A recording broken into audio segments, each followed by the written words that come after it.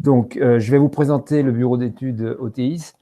Qui sommes-nous? Un groupe de 500 collaborateurs, 50 millions de chiffres d'affaires, une vingtaine d'agences réparties sur le territoire. On est indépendant, on a nos capitaux propres. Je suis moi-même Bruno Georges, directeur de l'innovation et directeur de développement grand projet. Qu'est-ce qu'on fait?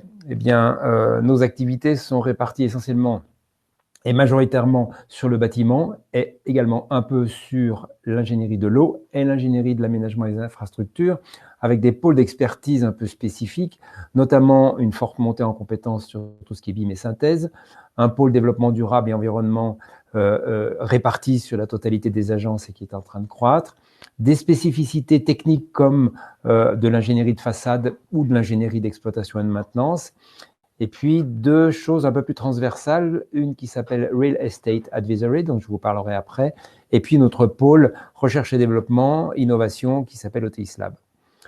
Comment fait-on ça? Eh bien, d'abord, les atouts, de la proximité et de la réactivité, puisqu'effectivement, on est un groupe, mais on est 20 agences réparties sur le territoire, une réelle solidité financière, ça donne de la sécurité à nos clients et dans la durée, et puis cette culture green et digitale qui est sous-jacente et transversale à toutes nos activités, des implantations, comme vous le voyez, un peu partout en France, avec l'Est en développement et les dom-toms de la présence également, une forte volonté de s'inscrire dans le temps, une forte volonté, je vais en donner 3, d'intégrer l'humain, son bien-vivre, son bien-être, parce qu'il faut bien se rappeler que sans humain, il n'y a absolument pas besoin d'ingénierie. Et puis, une dimension de crédibilité, de pragmatisme sur les sujets économiques, carbone, énergie primaire et énergie grise, qui, si on ne les traite pas les 4 en même temps, ne nous emmèneront pas très très loin.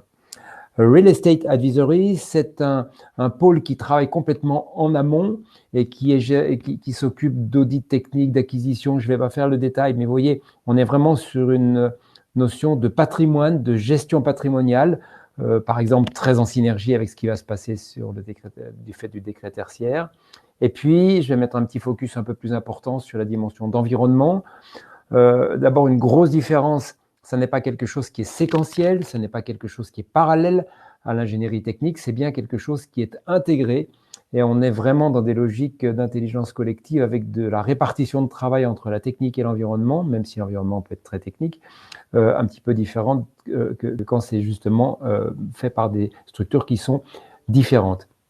Nos outils, nos approches, nos missions, elles sont vraiment dans la logique de santé et bien-vivre des occupants avec moins d'impact sur l'environnement. Je ne vais pas reprendre tous ces points, mais vous voyez qu'on est des forcenés de la vision globale et à chaque fois, il y a la notion de santé et de bien-vivre des occupants.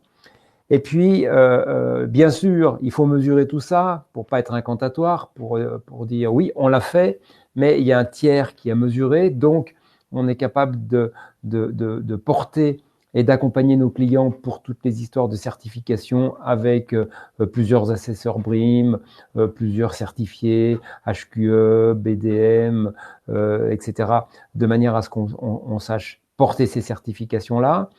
Et puis, ce pôle de recherche, développement, innovation, qui est récent, qui a un petit peu plus d'1 an, puisqu'il date de janvier 2020 maintenant, qui est un peu la prolongation de ce qui se passait, parce que moi, j'ai été le fondateur et l'animateur de ITF à Chambéry pendant 30 ans, et on a rejoint le groupe OTIS, et on faisait déjà de la recherche, et on avait plein de sujets, ANR, ADEME, Europe. En ce moment, on est en train de monter toute une série de choses. On a même organisé un challenge interne pour que cet écosystème d'OTIS Lab vive, avec, vous voyez, toute une famille de choses qui sont dans des logiques d'oxygénation. Et puis des partenaires, c'est notre sujet. On veut oxygéner nos propres ingénieurs, nos propres acteurs, de manière à ce qu'ils soient vraiment dans une logique de pensée innovation. Et vous voyez, il y a même des concurrents, mais on est dans le partage. Et puis, en synthèse, eh bien, ces points forts. D'abord, la synergie entre la technique et l'environnement. On a un monde qui aujourd'hui est moche. Il faut appeler un chat un chat. On a un monde qui est usé. On a un monde qui est épuisé. Et donc, ce n'est pas avec la technique qu'on trouvera la solution. C'est vraiment la synergie entre la technique et la conscience qu'il faut préserver notre environnement. produire des résultats mesurables, parce que sans mesure, on est dans l'incantatoire, et OTIS a une culture du résultat, la notion de partage, la notion d'innover en sécurité. On a recours avec des compétences internes de très haut niveau à toute une série de programmes qui viennent d'Europe, qui viennent des États-Unis, pour justement faire cette innovation dans des logiques de simulation dynamique très, très performantes. Arbitrer avec pertinence et réalisme, on est la tête dans les nuages, mais on est les pieds sur terre. Rendre adaptable parce que personne d'entre nous ne sait de quoi demain sera fait.